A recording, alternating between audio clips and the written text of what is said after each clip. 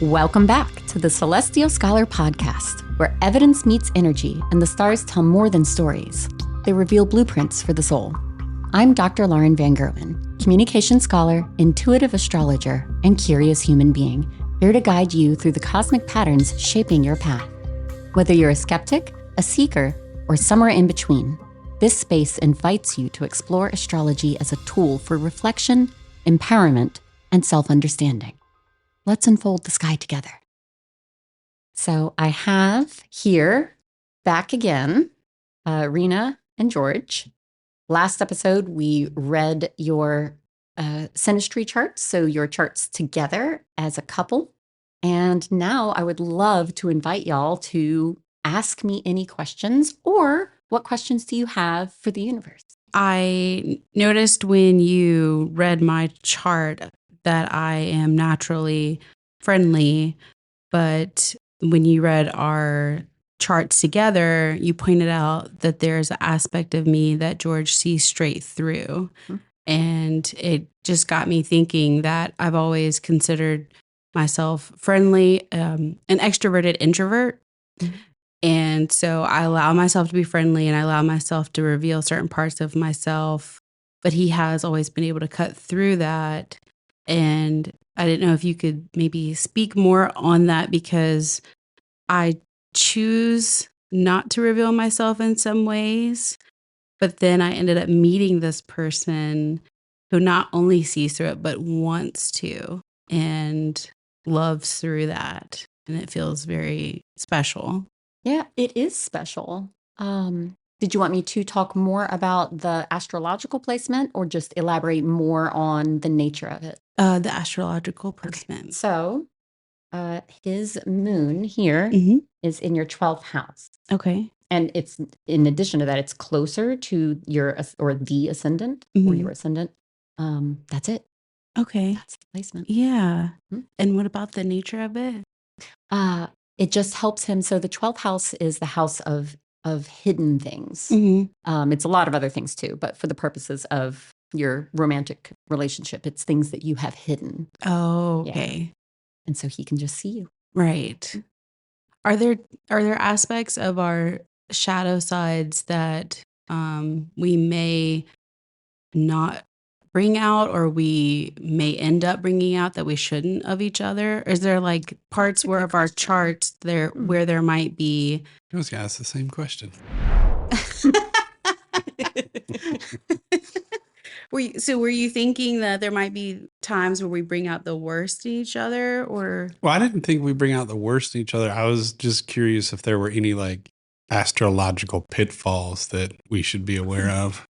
Oh, okay. Yeah. That's a great question. So I don't feel like we necessarily bring out the worst in each other, but. Well, I guess I meant by shadow side is the shadow side typically is where you need to grow. Yeah. And I wonder if, because you and I do become so comfortable with each other, where do we avoid challenging each other to grow in those shadow sides? Or is it easier for me to pick out yours and maybe not so much my own? There might be some truth to that last little statement there. Dish it out, but can't take it. All right. So I do see George's sun square your Pluto, about 2.9 degree aspect. That can create some friction, some challenges. He might get into, I don't want to say a mood, but where if he's just like, no, this is how we're doing it. Mm-hmm. Or in very specific things, maybe social situations, question mark. I mean, but it's that's a very, I'm grasping for straws here. Y'all's relationship is really amazing.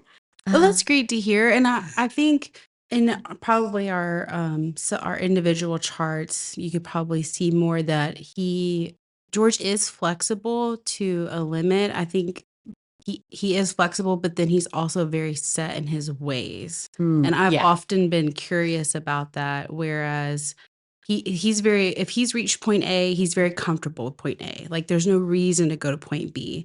Whereas I am never satisfied with point A. I want to know what point B is about. And then I want to know what point C is about. And I think that is probably one of our disconnects. There it is.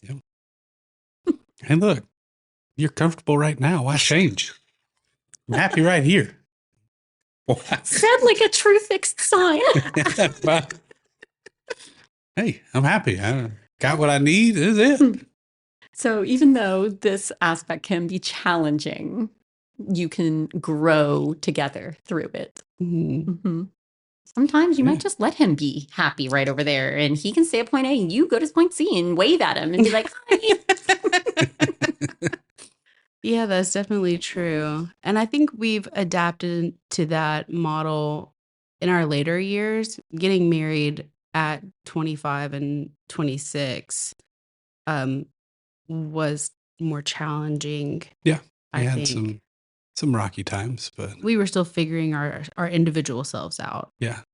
Well, we, got married and then, basically moved to Houston and started a brand new life, married life. And Yeah. you started, your PhD program, and then I was starting a new job, and That was your Saturn return. I was trying to figure it out. I knew it had to be related to the marriage. My husband will listen to this episode eventually, and thank you both for your service. happy to do it. Yeah, because when we got married, I had just started a new job, and I was gone for, I guess 2 months, because I was gone for 3. Yeah, you were gone for 3, and it really was a new career. Yeah, because I went to training in Dallas, and then DC, and then Dallas. I was gone for 3 months right at the beginning.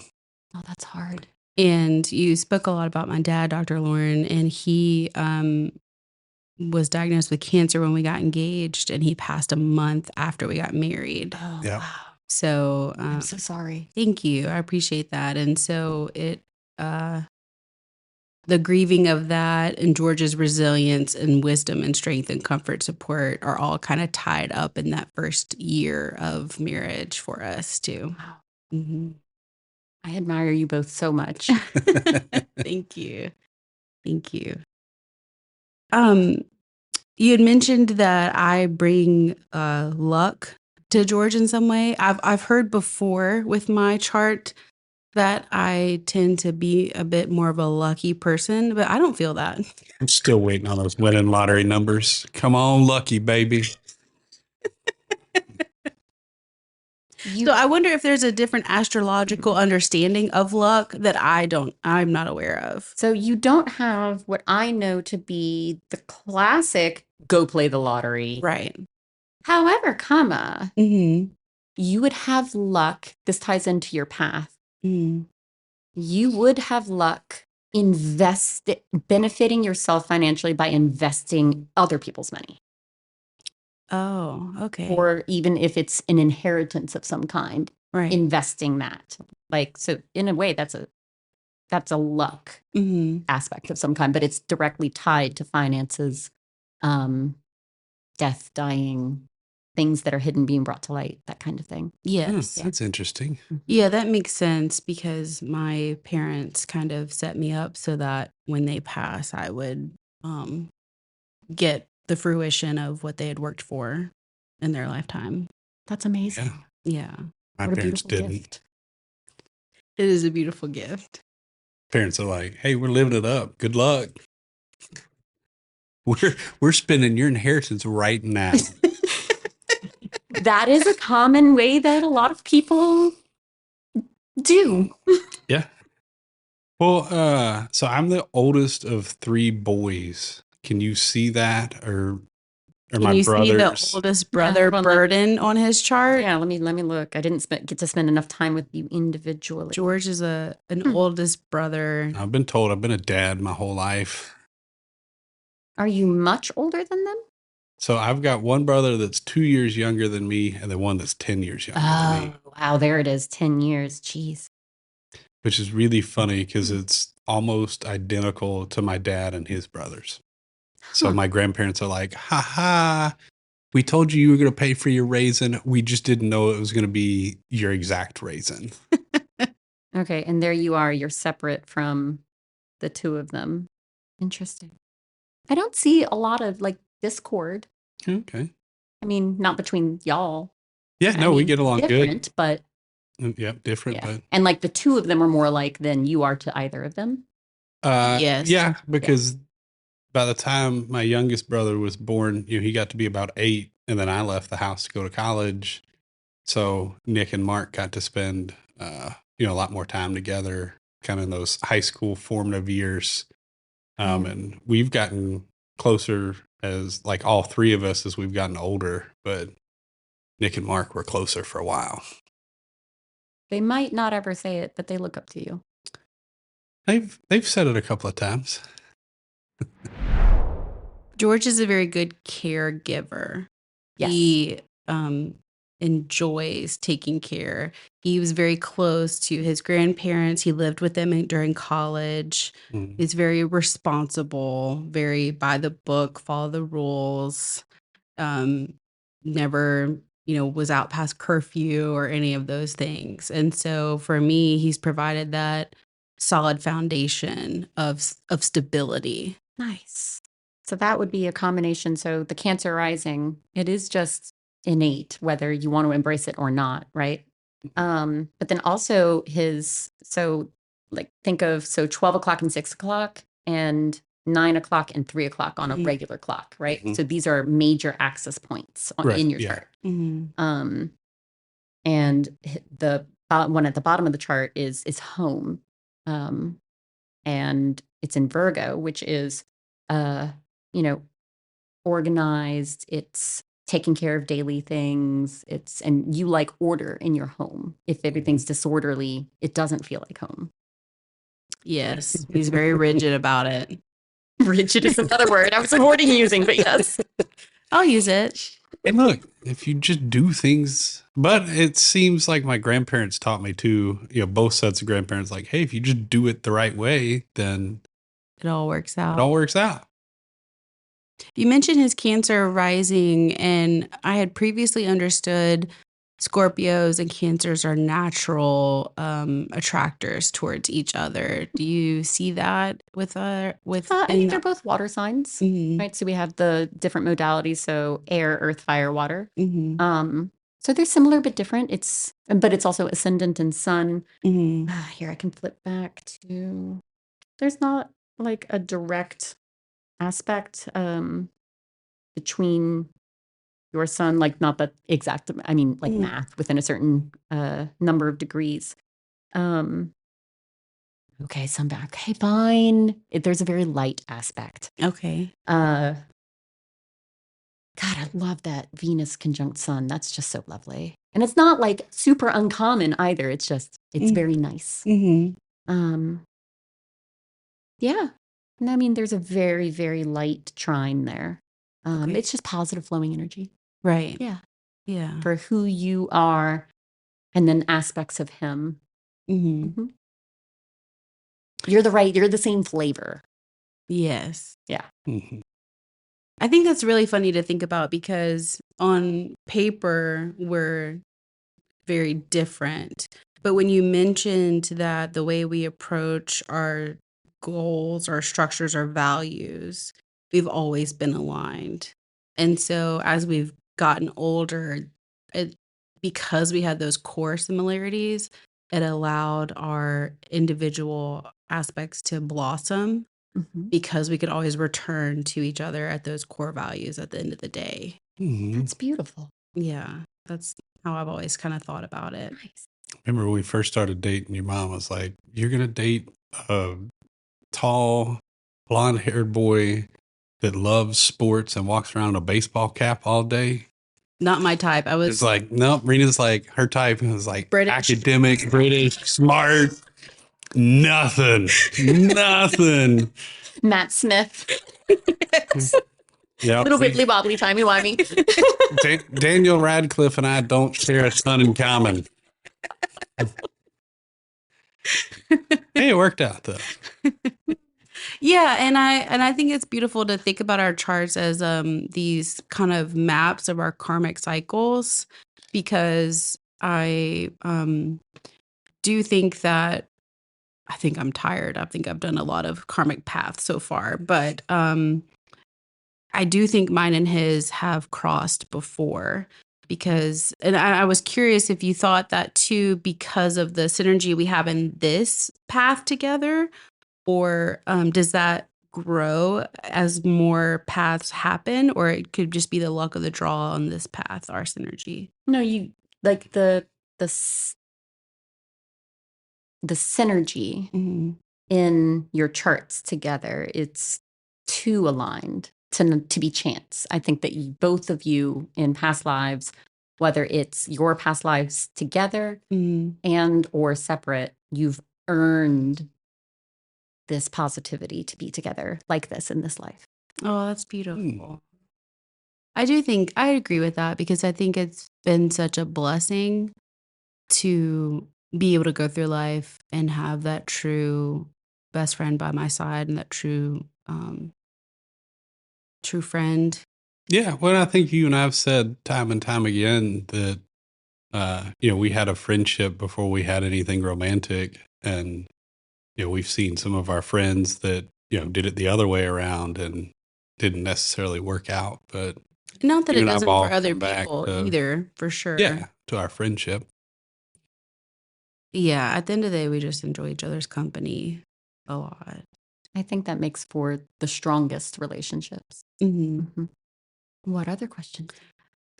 Is which planet is communication? Mercury. It is Mercury. And so our Mercuries are the same.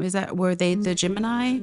No. Or was that Mercury's Mars? not the same. I think Venus But you was do the both same. have Mars. Mars is the same. Mars.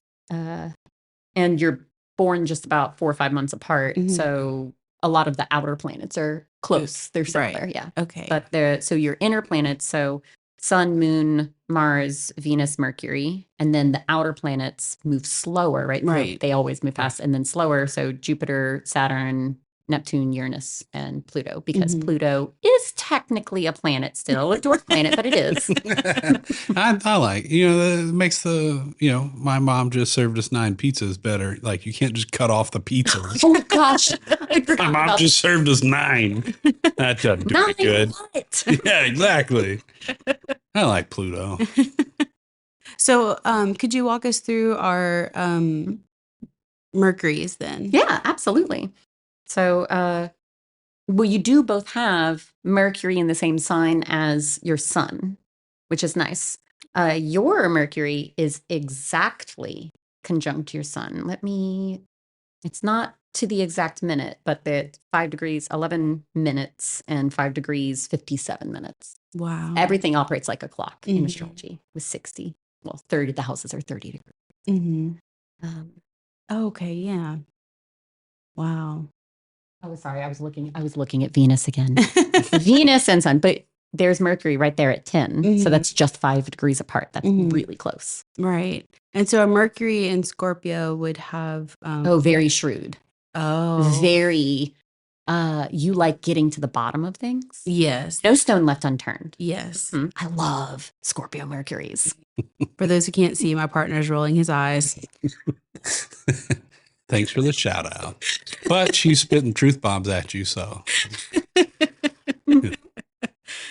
I think that is probably one of the ways we hit heads in our communication, is that I will dig until I think I found the thing that's there, and George may approach it as like there really isn't anything there, but you won't stop digging until you're satisfied. Okay, so Yeah, you got to come up with some answer. yes. So your Mercuries are square. They're square to each other. So that's pretty much what you just described, actually. It's just extra challenges in the way that you think and communicate. It's not that they're different, but you still have the same goal. Okay. Okay, that makes sense. Yeah, I think so. So we go about it a different way, but we're not misaligned in what our end goal is. Yeah. Yeah, Okay. a little bit different path, but same destination. Yeah. What Okay. other questions do you have? And our Venus is, could you describe what the Venus planet means for us, astrology? Venus is, especially in a romantic relationship, it's love. Mm-hmm. It's love. It's sexy times. It's all of that. Okay. It's, but like compassion, things of that nature. You say that you're an extroverted introvert, but you're more extroverted than him. No. Until you get in your element. Oh, it's interesting. I like that I development. mean, I could be wrong. Please tell me I'm wrong. I feel like I'm the more extroverted one because I'm always happy to see people. Like COVID almost killed me. Yeah. We got into fights all the time because I'm like, I need to see people. And Rena's like, but we're safe in our apartment. I'm like, yeah, well, I'm going to HEB. So what do we need? We lived in Houston at the time. Yeah. So I feel like there are certain times that I get more comfortable with certain people, but I can walk up to anybody on the street and become their friend. Like Rena and I've laughed. We've taken, like, we saw the, I guess TikTok video or whatever that was like, hey, look, my partner, we get separated and my partner is, now the best man in somebody's wedding that he's never met. And he's going to the family barbecue. And Rena's like, I'm just sitting here alone. And then we went on vacation. We got separated on a little short bus ride. And I'm in the back of the bus cutting up, having a great time with everybody. And Rena's just like sitting in the front seat, like, hurry up, bus ride, be over. Hurry up, bus ride, be over. And she's like, you are that video. And I was like, yeah, I can be friends with anybody. But you're from the South. Yeah. Mm-hmm. Yeah. I agree, Dr. Lauren. He's from the South. And I wonder if the astrological component of that is I am more quick to go deeper with people in a shorter time frame. And you make people feel very comfortable on a surface level. So I think you're really great at comforting people who are new to a situation or like new to you. You put people at ease very easily. And whereas me, I can almost make people a little uncomfortable because of how vulnerable and how quick I want that vulnerability to be shown. So in that way, I'm doing that digging again around with people and their emotions. It's that Scorpio stellium. Yes. And so it's like, think of it like humanitarian and connection with humanity as a whole versus a skeptic. Yeah. That makes sense. Because you are very extroverted. But I think also we have to give credit to growing up and the cultures that we've lived in. We lived in New Orleans for a while, and that really changed my approach to talking to people because you don't meet strangers in New Orleans. Everyone wants to know how's your mama and them.